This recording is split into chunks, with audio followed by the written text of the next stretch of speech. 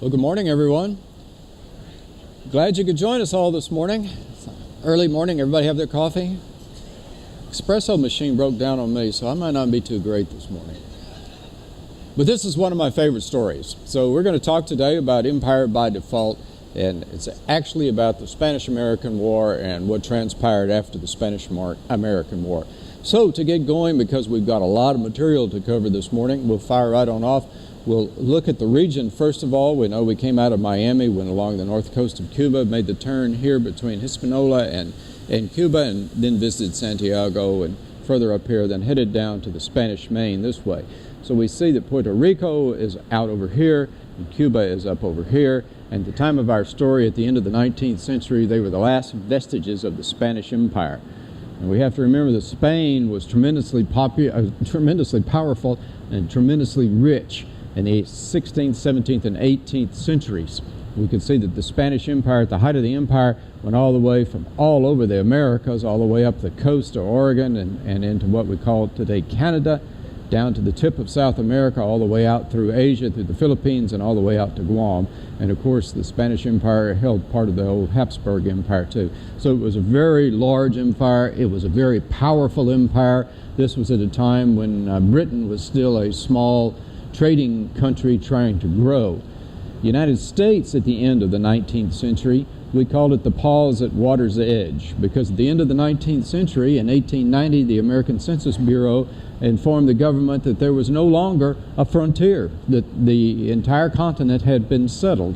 So the Americans believed in something called manifest destiny, and that was that the American peoples were destined to settle and civilize the entire North American continent from the East Coast to the West Coast, and now they've made it. They're all the way to the West Coast. Where do we go now? What does the future hold for this young country called America? And nobody really knew. There were some people that felt that the Americans had a mandate to take manifest destiny further across the seas and around the world. Not everybody believed that. America had been expanding. Alaska had been purchased, in 1867 by Secretary of State Seward. Remember, we call that Seward's Folly at the time. Nobody believed in that. Way out in the Pacific the same year, the United States Navy took possession of a very small atoll about 1,500 miles northwest of Hawaii called Midway Island. If you haven't been to Midway, you just don't know what you've missed. At the time, there were not even any trees on Midway Island. They were going to use it as a coaling station and a telegraph station, they hoped. And then the Danes decided that they had had enough fun with their Virgin Islands, and they offered to sell them to the United States in 1867 for $2 million. But the U.S. said, nah, not so much. What would we do with the Virgin Islands down there? Down in Cuba, we find that at the end of the 19th century, they've had two revolutions and counting. The Cuban people were trying to accomplish the same thing most of the other Latin American countries had accomplished early in the 19th century, and that was to pull free of Spain. Most of those did that during the time of the Napoleonic Wars, when Napoleon put his brother on the throne in Madrid. However, the Cubans had been unsuccessful over the years, and Cuba was a very poor, it's a very impoverished place unless you were among the elite, among the wealthy. They were reluctant to let it go. There had been a 10-year insurrection from 1868 to 78 that had sort of ended in a stalemate. The leaders of that rebellion had sort of accepted exile out of the country to end the war. But in 1895, Jose Marti, the patriot, started another conflict that was going on for 3 years at the time, at 1898, the time that we're talking about. It was a very bloody affair. It was a very unfortunate affair for Cuba. It was so extreme that the Spanish sent out a general by the name of Weyler, and they said, this war has been going on for 3 years. It's costing us a lot of money. It's costing us a lot of prestige. Go down there and end this war. Weyler instituted what was known as a concentration camp policy. He saw that when he visited the villages, there was nobody in the villages except children, women, and old men. There were no men of military service age in these villages. He realized that the rebels were all these young men, and they were up in the hills, and the villages were sustaining the rebels. So he decreed that everyone must move to the cities. The Spanish were controlling the cities and the railroad. The rebels were controlling the small villages and the countryside. The Spanish could not move around the countryside without moving in a very large force because they knew they'd be attacked by the rebels. The rebels would not attack a large force. So Weyler said, I'm moving everybody off the farms and the villages into the cities, and we're going to starve the rebels. Well, that was his plan, but it was a very poor plan. It was very poorly executed. He gave people just a few days to move into the cities because he said, if you do not follow this order within just a few days, we will deem you to be a rebel and you can be shot, men, women, and children, everybody. So people picked up, left their villages, and moved into the cities. Unfortunately, Weyler didn't make any provision for housing for all these people, thousands of people moving in the city. He didn't make any provisions to feed them. And there was no provisions for sanitation for all these people that moved into the cities. What do you think happened? Disease, right? People started, because they couldn't afford to buy food, people started starving. They were literally starving to death. Others succumbed to all the diseases that you see that are endemic when you crowd too many people into one spot and you don't have any sanitation at all. They started dying literally by the thousands. In the meantime, Weyler had gone out into the countryside, sent the troops out, and killed every living thing. He said that we either round up all the livestock and bring it in, or simply kill it and burn all the crops, burn the towns, burn everything that's giving shelter to the rebels. It's a scorched earth policy, right? How do you think the rebels felt about that? They didn't like that very much, did they? They said, okay, if you're going to burn our villages, we will burn your industries. So they attacked the sugar mills and the other industries around Cuba. They attacked them and burned them to the ground. So it was really a scorched earth policy with perhaps during this period around 100,000 people died in Cuba. It was a very, very sad time. Why was the United States interested in this? Well, we have another presentation we can talk at length about. Sugar is really equal to gold. It made so many fortunes over several hundred years around the Caribbean. U.S. had interest in sugar, literally interest in financial interest. There were other U.S. investments in Cuba and industries in Cuba, and they wanted these industries protected. And then, of course, there was the proximity to the United States, and it was only 97 miles from Key West to Havana. So, and the U.S. had a view that always supported the underdog, and they saw the rebels being crushed under the Spanish heel, and there were a lot of press reports coming back from Cuba that were just really, really disturbing. Most of them were fairly accurate, but if we're going to talk about the press, let's talk about these two guys for just a second. Anybody recognize these guys? That's William Randolph Hearst on the left and Joseph Pulitzer on the right. Do I need to say any more? They were engaged in a huge battle at the time about who was going to be the #1 publisher in America. And they also engaged in something that we call today yellow journalism. As Hearst said, never let the facts get in the way of a good story. And boy, they didn't. They wrote things from a very stilted point of view, and they were very, very inflammatory in many of the things that they wrote to whip up interest to sell more newspapers. For instance, here's a good story. Spanish search women on American steamers. Now, if you saw that illustration in the newspaper, what would you think? You'd be outraged, wouldn't you? Look at these guys, for heaven's sakes. Well, there's a kernel of truth behind what they said. Women were being used by the Cuban rebels to smuggle money and information back and forth on the steamers, and sometimes they even brought arms in. So, of course, the Spanish were going to search the steamers for illicit cargo and so forth. And when they said they were searching women, that was true. They did search women, but it wasn't like this at all. They would stop the steamers. The Spanish police would come on board, and the women would be taken aside into a private room, and Spanish police women would search the women to make sure they weren't carrying any contraband. But that's not the way it was being portrayed in the American press. So the American press was really whipping things up pretty badly. To that end, interest in the United States started demanding of Washington that we do something about this mess down in Cuba, and it was really a humanitarian crisis. And these interests prevailed upon Washington to send a warship. At the time, you know, we had a lot of gunboat diplomacy. Let's send a warship down to Havana to calm things down. Well, the warship was the USS Maine, and it was not invited to come to Havana by the Spanish. It was just sent, and it was going, and there was no way the Spanish could stop it. As a matter of fact, things were not that bad in Havana. There was never any fighting, really, in Havana during the Spanish-American War. There was not that much disturbance in Havana. There was no reason to send the Maine to the Havana harbor. The Consul General did not request the Maine. He hadn't requested a warship, but Washington sent it anyhow.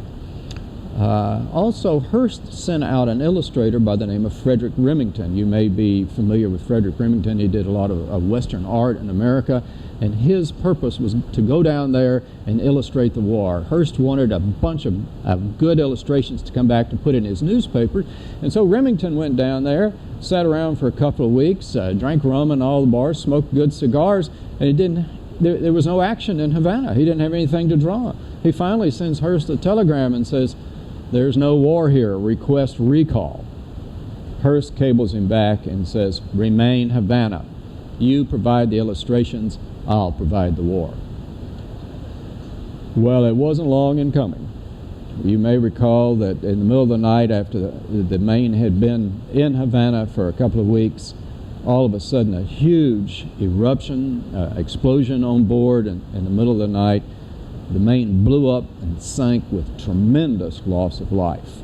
Now, everybody is thinking back in America, and of course the press is playing this up, is that this was an attack on an American warship, that obviously our warships don't just blow up and sink. Something had to happen. And the only thing that could possibly happen was the Spanish had floated a mine down there because they were upset with us for sending this warship, and they blew up the Maine for interfering in their affairs. And you can see in this newspaper how it's played up. Destruction of the Maine was the work of an enemy. Gee, I wonder who that was. $50,000 reward. Assistant Secretary Roosevelt convinced the explosion of the warship was not an accident. That's right.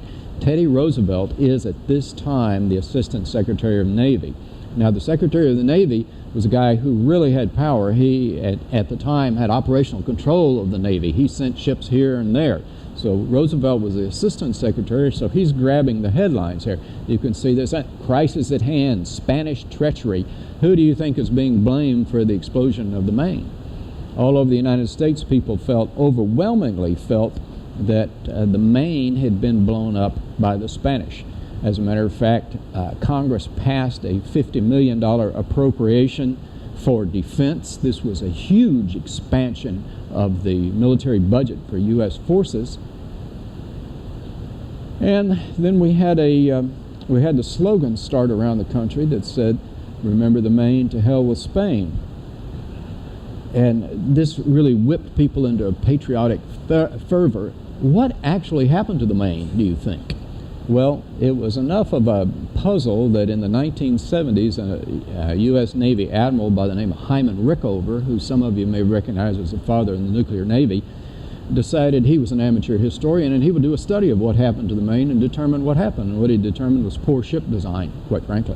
Of course, Rickover had access to all the Navy files because he was an admiral. He had a staff that could winnow through these things for him. And what he discovered was these ships were steam powered, right? They were powered by coal. So down in the engine room they had huge bunkers for coal that they would load the coal into. If they were not properly ventilated, the coal would spontaneously combust. In other words, it would catch fire.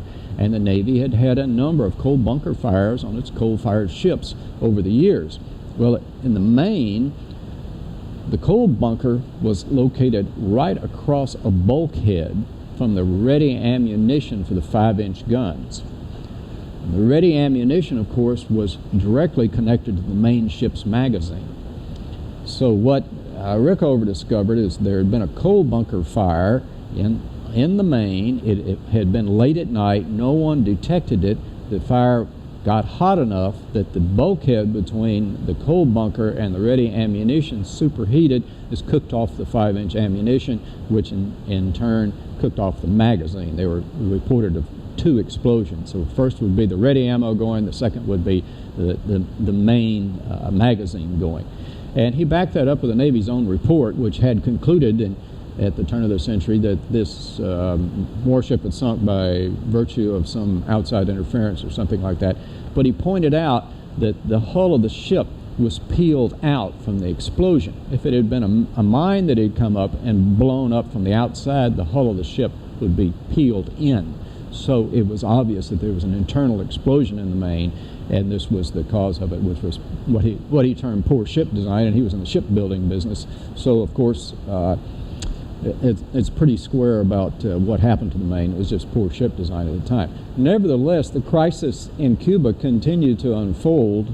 Things did not get any better. The United States government had called in the Spanish ambassador several times and said, look, you have a humanitarian crisis on your hands. You need to do something about it. Solve this. And they continued to get promises, and the Spanish literally did nothing. An American senator by the name of Proctor said, I'm going to get to the bottom of this.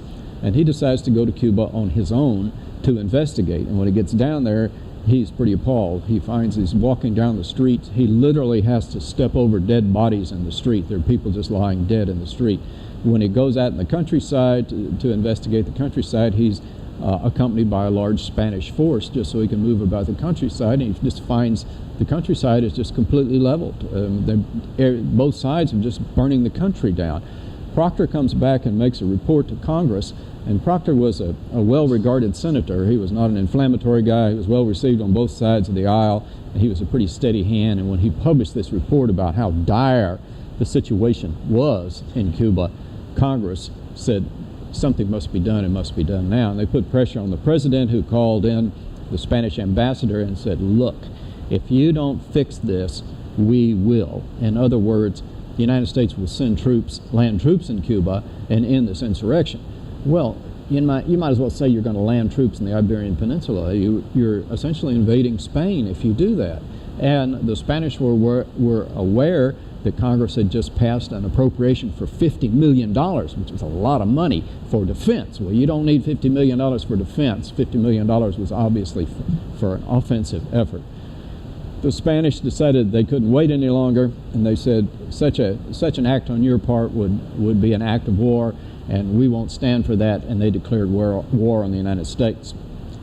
In return, another congressman by the name of Teller had added to the U.S. resolution, which declared war on Spain after Spain declared war on the U.S., the Teller Amendment, in which said the United States was not interested in acquiring territory. They were only interested in helping the Cuban people and putting down this humanitarian crisis, and as soon as that was taken care of, the United States would evacuate its forces from Cuba. That's the Teller Amendment. Well, with the start of the war, remember, America had a two-ocean navy, and its most powerful, newest, fastest battleship was the battleship Oregon, and it was at the naval station San Francisco. It was on the wrong side of the world for this war. So immediately orders went out to the battleship Oregon to get around to Florida, where we can deploy you properly in this war that is about to begin. And the Oregon begins what is called its 74-day dash around it has to go all the way around South America and back up to Florida. And it took them 74 days in the newest, most modern, fastest battleship America had, 74 days to report for duty at the Seabuoy in Mayport, Florida. So this once again pointed to the lack of ready access between the Atlantic and the Pacific for our Navy and our merchant fleet, and it brought into question, where should we put a canal again? I have to introduce to you at this point this fella. His name is George Dewey. Now, George Dewey was a clubman around Washington. He was a Navy captain. He was available for assignment when the admiral of the Pacific Squadron of the U.S. fleet retired and came home. So a new admiral had to be sent out there. Dewey had the support of Teddy Roosevelt. He had the support of Henry Cabot Lodge and a lot of other people in the Roosevelt camp, and they were determined to get Dewey appointed as admiral of the fleet out in the Asian area because they knew trouble was coming. And McKinley didn't want Dewey, but they twisted McKinley's arm, President McKinley's arm, very hard, and McKinley didn't like it at all. So McKinley said, okay, I'll appoint your man, and he does appoint Dewey, but he appointed him at the rank of Commodore, not at Admiral. Commodore is one rank below Admiral. So he essentially poked Roosevelt and the whole crowd in the eye by sending his man out as a Commodore and not as an Admiral. Well, Dewey gets out to Asia and starts exercising his squadron up in Japan. And about this time, Secretary of the Navy Long decides that he's been working very hard during this crisis and he needs a day off. So he's going to take a Friday afternoon off. But he knows who his Assistant Secretary of the Navy is. He knows it's Teddy Roosevelt. So he and Roosevelt don't get along and don't see eye to eye on a lot of things. So he actually writes Roosevelt a letter and tells him, I'm going to be taking a half a day off, and you will be in charge of the Navy Department. You are to concern yourself only with administrative matters. See you Monday. Goodbye. Long does not get out the building before Roosevelt starts writing orders. First thing he does is sends a cable to Dewey and tells Dewey to fill your coal bunkers with the finest grade coal, keep them filled, take your squadron to Hong Kong. If war comes with the Spanish, expect offensive action against the Spanish fleet in the Philippines. We knew that the Spanish fleet was in Manila Bay, and that's exactly what Dewey does. He moves down to Hong Kong. When war is finally declared, the British throw him out of Hong Kong because they're neutrals. He takes his fleet down to a port in China for about a week, prepares for warfare, and steams across the South China Sea when he receives his orders from Hong Kong across the South China Sea down to Manila Bay. As they come into Manila Bay, he approaches the channel next to Corregidor at night. He's going to run the Corregidor Channel by night. They poke ahead into Subic Bay up here to make sure they're not going to get ambushed. And then he's going to run the channel here at night because the Spanish have shore batteries here on Corregidor Island, and they'll come under fire as they come through there. Plus, word had reached them that the Spanish had mined the entrance to Manila Bay here through the Deepwater Channel off Corregidor. So there were going to be mines and there were going to be artillery fire from the shore batteries. And Dewey is out on the wing of the bridge of his cruiser Olympia. Now, Dewey had been a midshipman in the American Civil War, and he had served under the famous Admiral Farragut. Remember? Damn the torpedoes, full speed ahead. Remember him? Well, Dewey was the same kind of guy. He's standing on the bridge of the Olympia when they charged past Corregidor Island, and the other staff officers on board are really concerned about this. They said, you know, Commodore, you're leading the van, you're the first ship through. If the channel is mined, the Olympia is going to hit one of these mines. Should be the first ship through. It will probably be destroyed. Maybe you ought to drop back in the column. And his response is worse the effect of like hell. And they said, well, Commodore, could you at least come in from the wing of the bridge where you're standing out there fully exposed? And he said, you know, all my career I've been waiting for the opportunity to lead my squadron into a charge against the enemy, and by golly, it's here, and I'm not going to be hiding inside. And so that's exactly what they do. They go charging down the Corregidor Channel at high speed at night, and of course the shore batteries know they're out there, but they can't get the range because it's dark and the ships are darkened. They fire at them and miss completely. And then we see the first sign that things have not gone well for the Spanish Navy in the last couple of hundred years since the time of the Armada. The Spanish Navy has in fact mined this channel out here, and they're so incapable now of they don't have the right people. They're suffering from nepotism. Officers are appointed who are not very good sailors. They don't have the money for steaming, for training. They don't have the money for supply. They mine this channel, and all their mines sink to the bottom of the channel. Completely worthless. Dewey goes charging into Manila Bay, slows down because it's still dark. He realizes he's going to have to go by the city of Manila, which is up here, because the Spanish fleet is down here at a place called Cavite City, right down in this area. That's where their fleet. They knew the Americans were coming after war was declared. They realized that they were really not terribly competitive. They had a number of old ships. So the admiral in charge of the Spanish fleet says, we will anchor down here together, and we will put together a solid defense when the Americans show up. Dewey comes in, and just at dawn he goes by the walls of the old city walls here at Manila where they have coastal artillery. They fire at the entire squadron that goes by. They do not get a single hit, not a one. The commander of the coastal artillery is so embarrassed he commits suicide the next day. They charge down to the end of the bay, firing left and right, and absolutely smash the Spanish fleet. They absolutely destroy it. All the Spanish ships are set afire or sunk. Dewey sends a shore expedition here, shore party in. They take control of the Spanish naval station, and he has won a complete victory. Now, nobody in America knows this because he's had to cut the underground cable from Manila, so there's no way to notify the outside world. So he sends his fastest destroyer back to Hong Kong, back to the cable station in Hong Kong to cable Washington, and they're all sitting around on pins and needles because, remember, they have sent the young American Navy, which has not engaged anybody in 35 years, and they haven't engaged a foreign power since the War of 1812. And now they're going to engage the Spanish fleet. Remember them, the mighty galleons, the Spanish Armada, and all that kind of thing? Well, the cable arrives in Washington, and people are running up and down the War Department, the Navy Department, to try to decipher. It comes in code, the cable comes in code, to decipher the code, and what Dewey says is, have defeated the Spanish fleet in its entirety, am holding the bay, do not have the troops to take the city, request resupply of ammunition and the army. Well, this information is raced over to the White House and given to McKinley. McKinley says, you know, we're holding the Philippines? And they said, that's right, Mr. President. He has to get up from his desk, walk across the office to the globe, and spin the globe around and try to locate where the Philippines are. He has no idea. But the news instantly goes out that Dewey smashes Spain's fleet, completely sunk.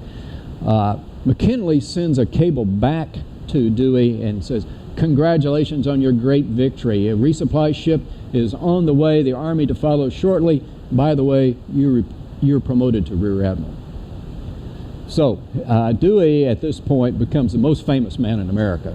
People might not know who President McKinley was, but everybody in America knew who George Dewey was. He was the hero of the moment, and there's no doubt about it. So now they're holding the Philippines, but what's going on meantime back in the Caribbean?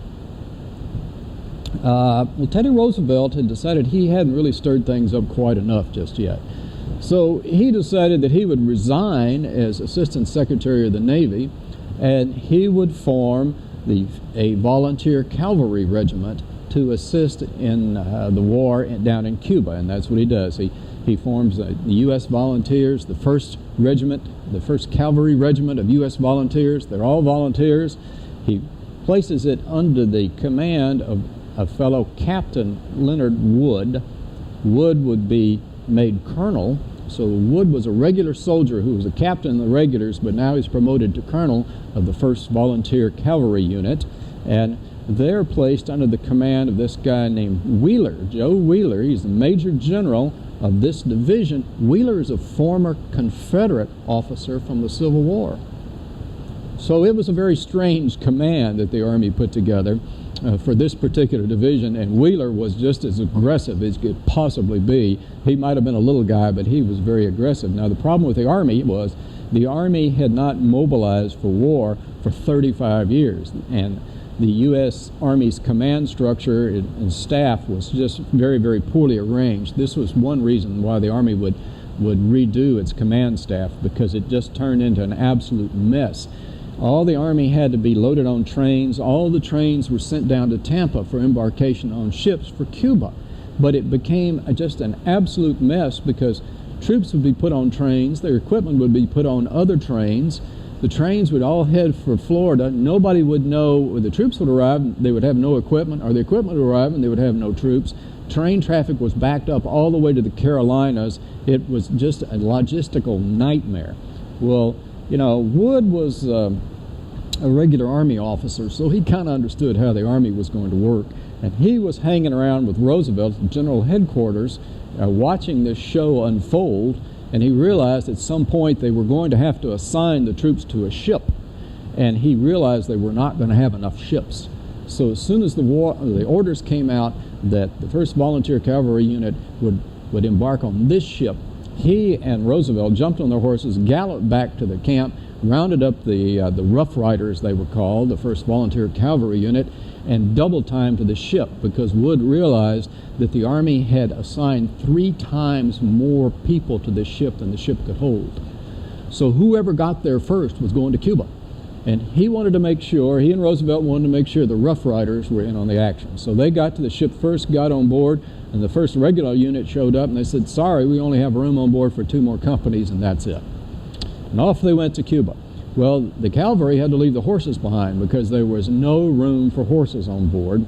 They went as dismounted cavalry, as essentially infantry, and all the action took place down here in the south where we were, down around Santiago. The infantry landed at a place called Daiquiri. You were wondering where that name came from, didn't you? They landed at a place called Daiquiri, and it was just kind of a mess because they landed down here in a place that was not really suitable for a landing. It only had one little bitty rickety pier. Roosevelt and Wood had to force their horses over the side and have their horses swim for the beach and so forth. It became a supply nightmare. But what was going on was the American fleet was outside of Santiago Harbor where we were because the Spanish fleet was inside the harbor. What had happened is the Spanish fleet had been sent from Spain over to the Caribbean to support this war with America, and they knew the safest place for them would be inside Santiago Harbor. Well, the play here was General Schaffner decided the thing that we have to do is take Santiago, take the hills around Santiago, force the Spanish fleet to come out and engage with our fleet, who will then sink them and the war will be over, okay? That's the plan. Sounds like a pretty simple plan, huh? Well, it didn't quite work out that way. The Spanish turned out to be a tougher nut to crack than anybody thought, plus they were advised by Prussian officers. So they were dug in on the ridges above Santiago Harbor, and they were in a blockhouse. Anybody get the chance to go out to the San Juan Hills when we were in Santiago? If you go out there, you'll see the blockhouse is still standing. Here's the blockhouse here. And you'll see that it is hills, and there was quite a steep hill coming up in front of the blockhouse on the San Juan Hills. And you can see that if you're holding the San Juan Hills and looking down into that valley, you have a pretty commanding position. You should be able to hold that position. That would be a very tough nut to crack. Nevertheless, Roosevelt was determined that the Rough Riders would be in on the attack. There had been some fighting up to this point. Roosevelt is now in command of the regiment because Wood has been promoted to command of the brigade. So Roosevelt moves his men into position the morning of the attack on the San Juan Hills. He is disgusted by the regulars who don't seem to be able to make any decisions without orders. He moves his men through the regular units up to the front. Well, now, Roosevelt's men, the 1st Volunteer Cavalry Unit, they're volunteers, they're not regulars. And this whole war effort is being run by the regular army, and they don't think very much of the volunteers. So they move them way out on the flank. There's another unit they don't think very much of. This was the 9th Colored Infantry. The American military at the time was not integrated. There were units of black men, regiments of black men. There certainly were, and the 9th Colored Infantry was one of them. They were officered by white officers, but of course the regular army didn't think particularly much of these guys either, so they stuck them out on the right flank with the volunteers. Well, when the order finally came to advance, who's in the lead? It's Roosevelt out here riding his horse as far as he could go. The 1st Volunteer Cavalry Unit and the 9th Infantry both charge up the San Juan Hills. Now, when we say we went up the San Juan Hills, there's a hill called San Juan Hill, and there was a hill adjacent to it called Kettle Hill. It was called Kettle Hill because it had a big cauldron on the top of it that was used for boiling the sugar cane. So Roosevelt, the Rough Riders and the 9th Infantry attacked Kettle Hill and took Kettle Hill. After they'd taken the hill, they looked over to the side and they saw the regulars had been making the main attack up San Juan Hill, and they were having a very rough go of it because the terrain was extremely steep. The Spanish were dug in. The Prussian officers were well informed on where the attack was coming, and it was quite dicey work. And so Roosevelt turned and they assaulted San Juan Hill from the side as the regulars came up in the front. If you go out to San Juan Hills, you'll still see the trenches where the Spanish were dug in. You can see the other trenches where the Americans dug in after they took the San Juan Hills, and they did take the San Juan Hills. It was a pretty costly battle, but they took the hills, and now they had the ridge, the first line of ridges there, and you can see the monuments out there to the American soldiers that took the San Juan Hills, but you'll see other monuments out there too. This one is a monument to what we call the Sambis, or what the Cubans call the Sambis, or the Cuban soldiers that fought in the Spanish-American War. Now, they don't get much play either nowadays, but they're getting more down in Cuba today. Today, the Cubans have decided that the name of that war is really the Cuban-American-Spanish War. And, and if you read Roosevelt's work, Roosevelt does not think very much of the Sambis when he arrives in Cuba and he sees them. He says they're poor ragtag outfit that's poorly armed, poorly led, poorly equipped, and they were a little shy about confronting Spanish troops head on. Well, I guess so, because they'd been doing that for 3 years and they received a bloody nose every time they did it. So they were a little shy about charging straight into the Spanish guns. Nevertheless, you have to realize that they had been fighting for 3 years and they'd fought the Spanish to a standstill. The Spanish could not travel around the countryside anymore, so they obviously had contributed to the war also. You may recall when we went into San Juan, we saw the Morro Fort out here on the point, in Santiago there. We saw the Morro Fort going into the harbor. The fort was guarding the entrance to the harbor, and there was no way for the American fleet to get in through the entrance of that harbor at the time. You recall how narrow it was. You'd have to pass right under the guns of the fleet, of the fort rather. It would have been impossible to get up that channel, so they couldn't try it. So the Spanish were pretty safe up in the harbor. The Americans, as a matter of fact, sent an old style ship called a Monitor named the Merrimack into the channel one night. They were trying to sink it in the middle of the channel to bottle the Spanish up in there altogether. They were unsuccessful. It just shows how bad the shore batteries, how badly the shore batteries could batter a ship, because before it could get into position, it was sunk partway in the channel, so it blocked part of the channel. There was only room for one ship to get by now. You may recall this was the outside that we came in. We came right by the fort, and then we went up that snaky channel going this way into the interior of the Santiago harbor. Let me introduce you to the bravest guy in the war, and that was Admiral Cervera. Admiral Cervera was the Spanish admiral of the Spanish fleet. He had 4 cruisers and 2 destroyers that had been sent out from Spain. Before he left Spain, when he received orders to go to Cuba, go to the Americas and fight the Americans, he went to Madrid and told the Admiralty just how bad the Spanish fleet, what a bad shape the Spanish fleet was in. He had received no money for steaming, so he'd been unable to train his troops. He'd been unable to train his ships. They had never steamed together. He had ammunition for his 5-inch guns that he estimated 60% of it was defective. He had people in command of his vessels, or officers in his vessels, that were there strictly by nepotism and not very competent officers. He told them, I will go if you order me, but do not expect a good result from this. They sent him anyhow. Well, now Cervera is sitting in the harbor, and he realizes he's kind of trapped. If the Americans have taken the outer ring of the hills, they'll have one more attack to take the inner ring of the hills. If they take the inner hills, they'll be able to bring up their artillery, and they'll be able to shell him at his anchorage there. He realizes this is a very bad situation. So he cables the Captain General, the commander of all the Spanish forces up in Havana, and explains the situation to him. And he says, what do you want me to do? He's requesting orders. And in a burst of moral courage, the Captain General says, do whatever you think is best. In other words, he's not going to be responsible for any disaster, is he?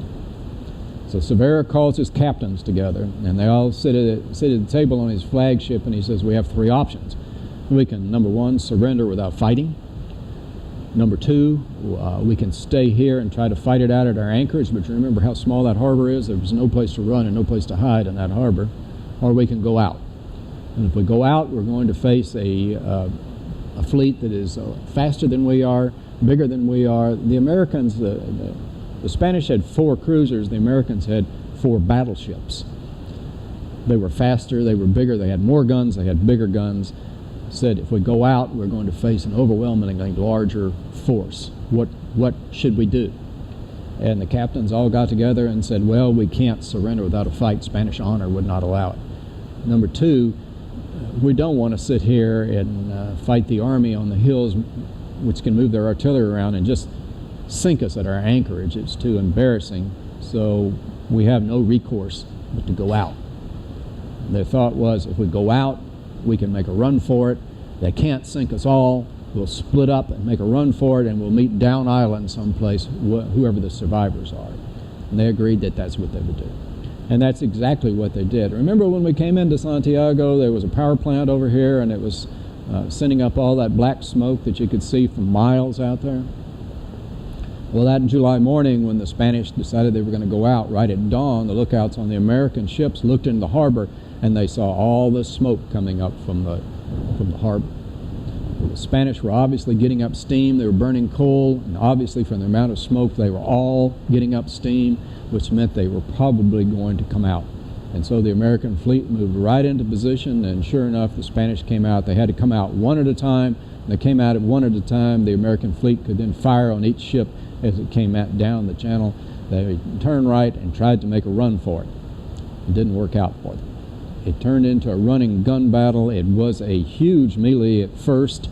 There was a lot of confusion. There were so many targets. The American fleet didn't know who to shoot at first, but they shot at everybody, and they shot fairly well. It was only a few minutes after the Spanish fleet came out that the Spanish fleet was either on fire, had grounded itself so that the crew could get off, or had simply sunk. So this left Admiral Sampson's American fleet in complete control of the seas. Now the Americans controlled the seas in the Pacific where Dewey was. They had defeated the Spanish fleet there. The Americans had defeated the Spanish fleet in the Caribbean. Spain had no more ships that they could send out. They only had enough ships to defend their coastline. This was war, remember? And since the Americans had sunk all their ships, expedition ships they could send out, the Americans could now send their navy over to Spain and shell the Spanish coastline. They were in a very bad place. Word got out instantly that the Spanish ships had all been sunk. They'd made a run for it this way. You can see that the Christopher Colon, or Christopher Columbus, was the newest cruiser. It made it the furthest of any of them, but they were all engaged, and their idea that they can't sink us all was just wrong. They could sink us all. Cervera's fleet is annihilated, which was exactly true. There were hundreds of Spanish sailors were thrown on the altar of Spanish honor, and his fleet is completely sunk. And now the United States has an empire that is 10,000 miles across, from Puerto Rico all the way out to the Philippines. What were they going to do with it? The Philippines posed a huge problem, and it caused a big fight in Congress, because the American Constitution does not allow for the American government to administer any colonies or to possess colonies. We could possess territories, and hopefully the territories would one day morph into states. That was the idea from under Manifest Destiny. But just having a colony, there was no constitutional right to do that. So that caused a huge fight in Congress. It also caused a huge fight in the Philippines. The Filipinos thought the Americans were coming to help them throw off the yoke of the Spanish oppressors, and instead they found they had traded one overlord for another. The Americans were going to stay now. Well, they didn't like that very much. They felt like Dewey had lied to them. Dewey would tell Congress later, testify to Congress, that he had never made them any promises like that at all. I think the Filipinos were a little optimistic, but this started a very bloody 3-year Filipino-American war that we don't hear very much about in the United States. It took 3 years to finally reach a settlement, and the American government agreed that, okay, when the Filipinos are ready for self-government, we will turn the country over to them and leave. And of course that didn't happen until after World War II. It also enabled Teddy Roosevelt, when he became president a few years later after McKinley was assassinated, to implement his big stick policy. Roosevelt was afraid of foreign interference. He didn't want the great powers of Europe coming to the Western Hemisphere and interfering. He wanted to strictly enforce the Monroe Doctrine to keep Western powers, to keep the great powers out. And so what he said was, the reason you guys are sending your fleets over here to bombard these cities is that your banks have loaned these poor countries too much money and they can't pay you. So you want to come over here and seize these countries. We're not going to allow you to do that. We're going to become the world policeman. We'll become the debt collector for the world. When one of these countries owes you too much money, we'll send in the Marines. We'll seize the customs house, which is probably the only place that any money is generated. We'll put the government on a budget. we'll pay your banks, and when your banks get paid off, then we'll turn the country back over to the government of the country and go home.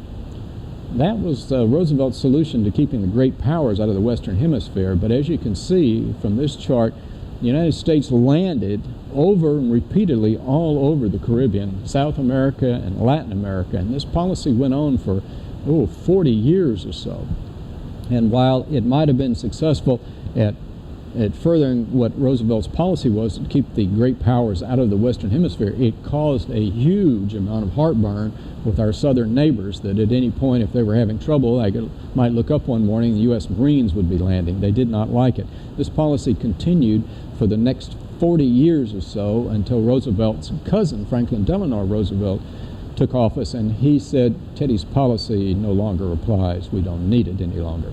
Well, the United States has this huge empire now from Puerto Rico all the way out to the Philippines, and it's interesting that we would have this talk on December 7th because the U.S. possession of the Philippines, or occupation of the Philippines, would lead it in the 1930s and early 1940s into direct conflict with the Empire of Japan, who was looking to expand its empire in Asia. They wanted to implement the Southeast Asia Prosperity Plan. Of course, that meant prosperity for the Japanese, but they realized they should not invade these countries down in Southeast Asia without taking care of the American forces in the Philippines first, and it was imprudent to attack the Philippines with a large fleet at Pearl Harbor in the Hawaiian Islands.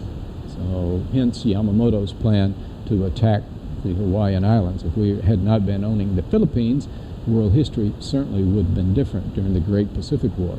It also led us to the conclusion that we needed a canal someplace down in Central America, and remember, Roosevelt was the president when we decided to buy the canal from the French. So we got the Panama Canal out of it, and about 40 years later we decided that, the Danish Virgin Islands are in a good position to defend the Panama Canal. Maybe we need to buy them, but those Danes are pretty clever. They didn't want $2 million for it anymore. They now wanted $25 million. So we paid $25 million for the Danish Virgin Islands. I'm afraid I'm out of time, but if you come back tomorrow, we're going to talk about another empire and another really interesting fellow. His name was Antonio Lopez de Santa Anna, and what happened early in the first half of the 19th century. Thank you so much for coming today.